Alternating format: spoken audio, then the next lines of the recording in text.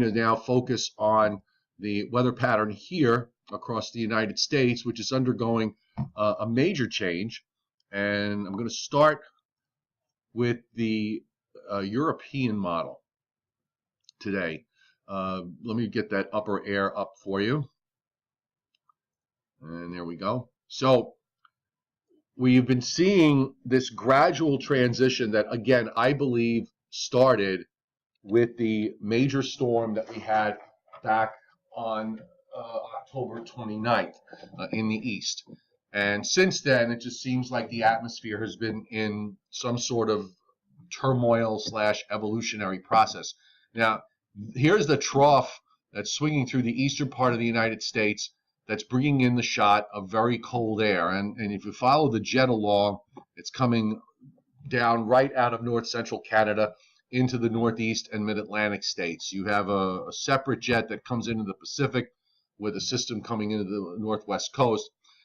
Pay attention to what's going to be going on in the Atlantic with ridging that's building up in the Atlantic, and also we have this upper high that's sitting over the Aleutians, because gradually, as we move through time, it seems that the signature is suggesting some sort of high latitude blocking in the longer term. Now, going through the weekend, as that trough lifts out, another shortwave trough drops down into the Tennessee Valley. Models as a whole, when we deal with things in the long range, one of the things that some of the models do, the GFS is particularly guilty of this when we look beyond the 10-day period, is that it'll show something in that 10 to 16-day time frame for a day or two. Then it'll disappear. And then all of a sudden, when you get inside day 7 or 8, it suddenly reappears again.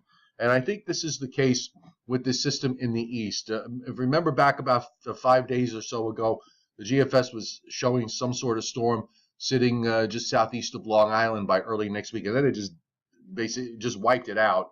Now it brings it back to some degree. But here's the European at 120 hours. And you can see that shortwave trough is evident here. You've got another strong system coming in toward the west coast.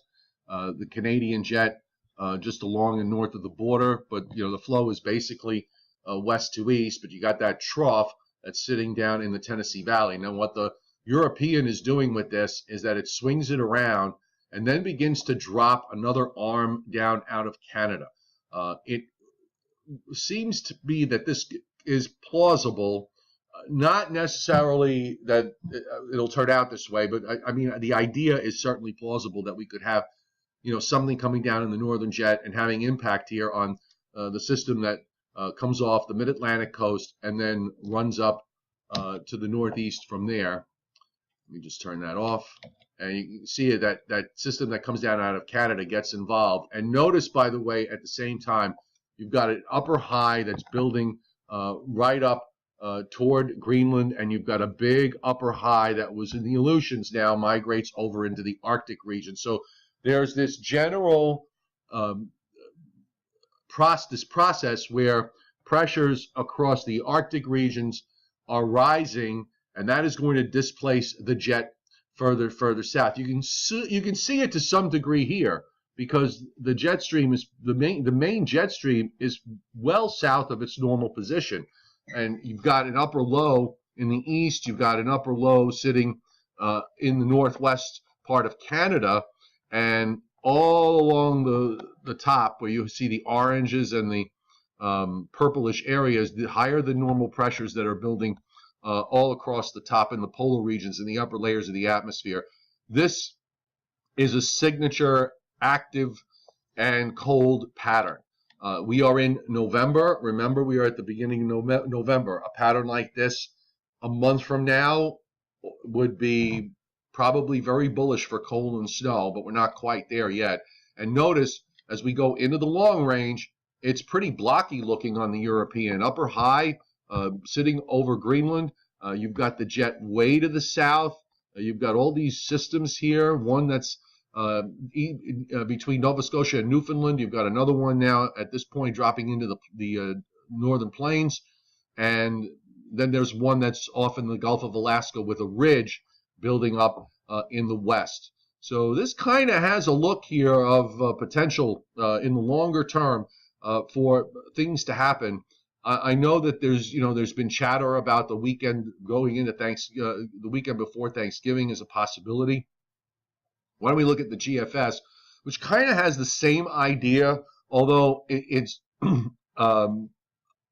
perhaps there's less amplitude here on the GFS with one system that the European has wound up between Nova Scotia and Newfoundland. The GFS has it a bit weaker. Here's the one that the European has strong in the northern plains. The GFS has it less so. Again, this is out at day 10. Here's the system out in the Gulf of Alaska. The ridge here is much flatter, but you still have, ridging in the Atlantic that's coming across the top, and also, ridging in the Atlantic and then ridging over Greenland, and higher pressures higher than normal that are building up from the Bering Sea into the Arctic region. So, very, very dynamic pattern, it seems to me. How it translates into the short range is going to be anybody's guess, but why don't we take a look now at what the sensible weather here is, as we like to call it. So here we'll start at today.